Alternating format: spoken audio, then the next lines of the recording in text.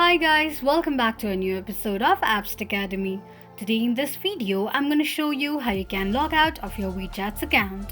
Keep watching the video till the end. To log out of your WeChat's account, firstly go ahead and launch open your WeChat application. The home page of WeChat application will appear on the screen. Click on Me button at the bottom right corner of the page.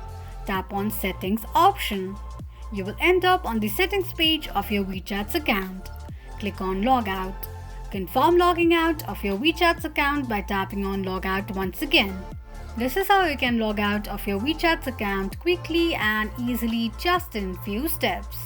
If you have any thoughts or queries, let us know in the comments section. Don't forget to subscribe to our channel. Also press the notification bell icon so that YouTube will notify you whenever we post a new video. I hope this video was helpful to you. Thank you so much for watching.